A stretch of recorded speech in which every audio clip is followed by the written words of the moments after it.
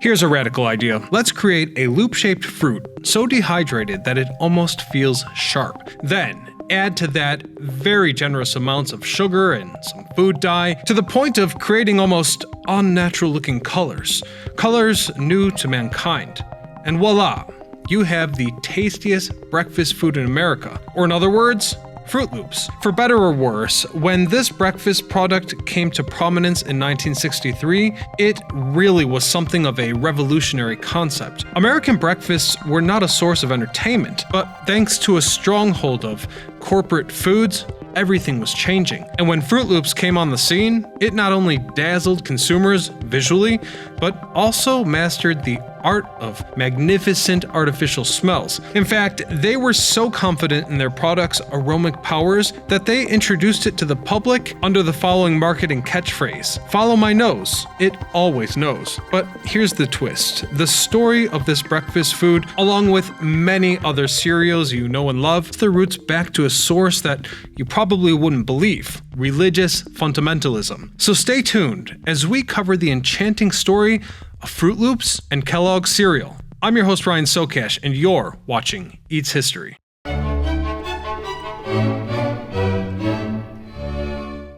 Our story today traces back to February the 26th, 1852, when American businessman and inventor John Harvey Kellogg was born in Tyrone, Michigan. The Kellogg family has its ancestry in England, with Nicholas Kellogg in 1486 recorded as the oldest known relative. Fast forward a few hundred years, and at some point in the mid-17th century, Daniel Kellogg, presumed to be around the age of 26 at the time, moved to the New World. He was said to have been a massive 7-foot-tall man, believed to have been deeply involved in the development of his town, and was frequently relied upon for intervention when it came to conflict between the Native Americans and the colonists. Daniel was also a father of 9 children, some of whom went on to establish local prominence and respectable wealth. For example, Ebenezer Kellogg graduated from Yale and became a minister in the newly formed North Bolton Parish Meeting House in Vernon. Religious leadership only promoted the family further, and they now influenced the community, and importantly, had a moral high ground that would be very hard to impeach. This promotion only grew as Ebenezer's son, George Kellogg, became a deacon in the early 19th century and rose to government power by representing the Vernon legislature throughout 1865, later becoming a member of the state senate in 1866. Throughout all of this, and for important context, the Kellogg family had come to possess a massive farm as far back as 1751.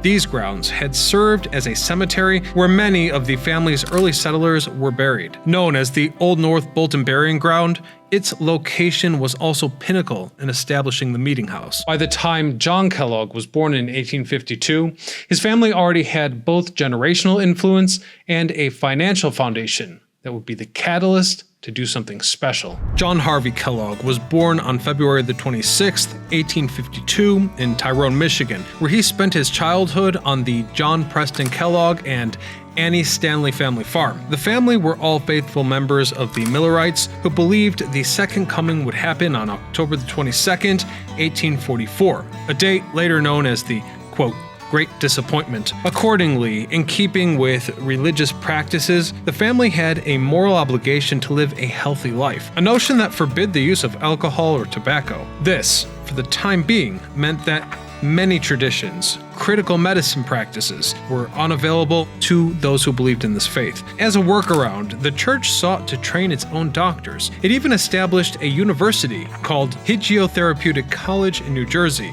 with the motto, quote, a healthy mind in a healthy body. Ultimately, John would study at the more traditional University of Michigan's medical school, though in staying true to his faith, he knew that he would not work in medicine in the conventional sense. Rather, he wanted to focus on preventative measures. Hence, upon finishing his education in 1876, John took an appointment as superintendent of the Western Health Reform Institute, later known as the Battle Creek Sanitarium. Under his leadership, and with the help of his brother, the facility was transformed into a globally recognized destination, offering unique medical retreats for the rich and powerful.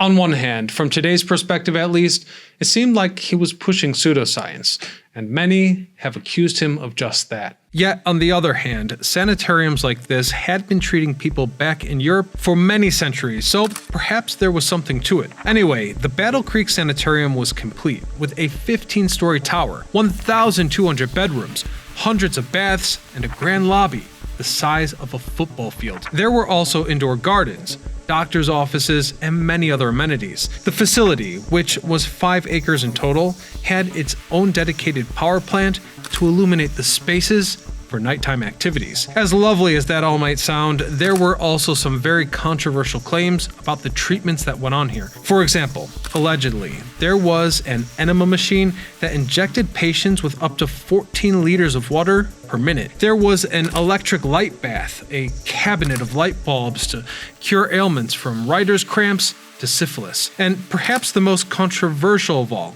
can't really be disclosed here on YouTube, but offered a range of unthinkable treatments for those who, let's say, had self-grooming habits. In the meantime, John was hard at work on breakfast, which back then was different.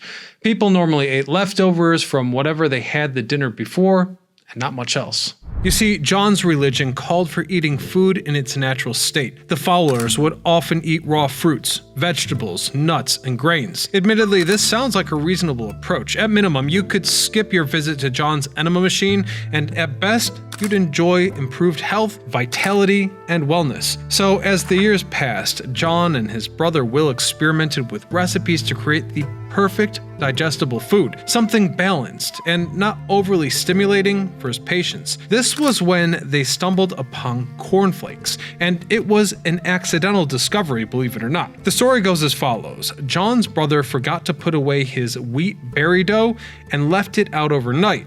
Then, the following day, when the two brothers rolled and toasted it, they discovered it became crunchy and flaky. They gave this weird experiment to their sanatorium guests and were very surprised when it became an instant hit. Recognizing the potential, Will wanted to keep the recipe a secret, add sugar, and grow the breakfast cereal as a business. John self-righteously and strongly disagreed, remaining committed to his Puritan ways, and hence he immediately offered this snack, this discovery, to his guests. Apparently, one of these guests was C.W. Post, who was said to have pulled a Steve Jobs as he copied the process and started the Post Cereal Company, which would later be acquired by General Foods with great success. We covered this story in depth in our Pop-Tart video, so please check that out if you'd like to see more. Anyhow, Will's brother had insights as a bookkeeper that his idealistic brother did not consider, and in light of this, the two entered a period of extreme contention. Long story short, Will founded the Battle Creek Toasted Cornflake Company and sued his brother John for continuing to sell their invention back at the sanatorium. But even that would bring problems of its own. You see, in 1902, the church noticed that the brothers were selling a stimulating food, and even worse, they were monetizing it. And this revelation caused extreme tension to the point that the church sent their parish elsewhere. As a result, the sanatorium fell into a debt spiral, and the 5 acres of electrified and heated space became an operation that was beyond recovery. This downward spiral culminated on February the 18th, 1902, when a raging fire destroyed the entire facility as well as the church, a devastating event from which the sanatorium would never recover. At this point, the Kellogg family was expelled from the church, and John focused on his work serving the Michigan State Board of Health, writing some 50 books in the process, including some of the earliest warnings against the risk of smoking.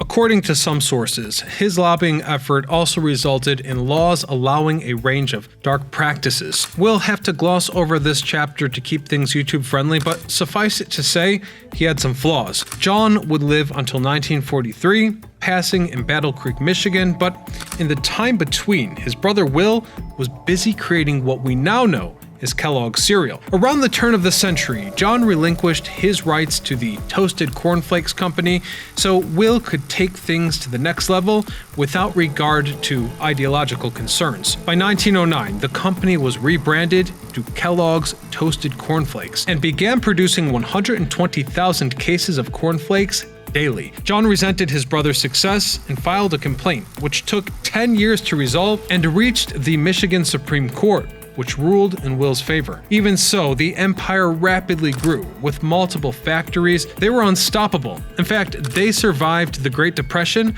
by reducing shifts to 30 hours a week. And surprisingly, this practice of a shorter work week only ended after World War II. However, some parts of the company maintained that policy all the way up to 1980. William Kellogg enjoyed his prominence by moving to California, where he founded the Arabian Horse Ranch in 1925. This horse breeding operation was accessible to the elite via the W.K. Kellogg Airport, which for the time was the largest privately owned airport in the entire country, as well as an asset that he would ultimately donate to the University of California in 1932. And it was used in this fashion until the U.S. War Department seized the land in the 1940s. Ultimately, however, it came back into the possession of the Kellogg Foundation years later, losing his battle with a circulatory illness at the age of 91, having outlived most of his own children. So with the passing of its founder, Kellogg's entered a new, more corporate era, one that some rather radical products would define.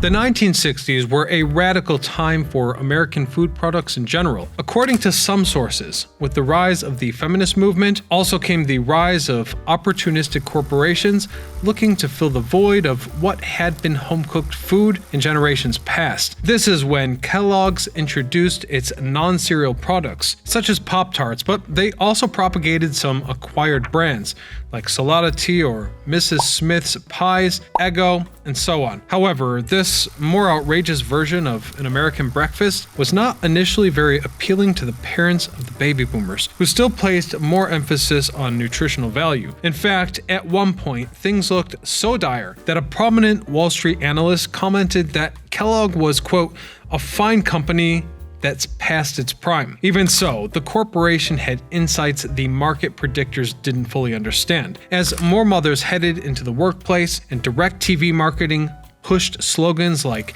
Kellogg's puts more into your day on Sunday morning, the tide began to shift. With that in mind, Americans only took 2 decades to trade real nutrition for convenience. By 1983, the US ready-to-eat cereal market was worth $3.7 billion, increasing to $5.8 billion by 1988. Kellogg's never let the ball drop. They continued to innovate, creating legendary brands for the adult market, like Raisin Squares and Nutri-Grain biscuits, while their primary competitors, General Mills and Post, were focused on the children's market. However, they did produce classics such as Rice Krispie Treats, Apple Jacks, Cinnamon Buns, Cocoa Pops, and of course, Froot Loops. Although the story of Froot Loops itself, like most of the products that you'll see in the grocery store these days, is far less inspiring. Basically, Froot Loops cereal was developed by Kellogg's and introduced to the market in 1963, at a time of a changing American breakfast table. And though I find it to be a bit disappointing, the credit for this invention goes to the team of food scientists and marketers at Kellogg's. Specific individuals are not typically named in this context of product development, which is a very common practice. Anyhow, with its distinct, colorful rings and fruity flavor, Froot Loops became one of Kellogg's iconic breakfast cereals, appealing to children in particular. The cereal's mascot, Toucan Sam, was created to help market the product and in many ways became a symbol of the era. Curiously, Mel Blanc, who is also famous for voicing iconic characters such as Bugs Bunny and Daffy Duck, provided the original voice of Toucan Sam, with subsequent voice actors taking the role on over the years. The name Froot Loops is a play on the word fruit and emphasizes the cereal's fruity taste and the loop shape of the pieces, but the main ingredients are actually more about dyes and artificial flavoring than authentic real fruit. Initially, they were only red, orange, and yellow,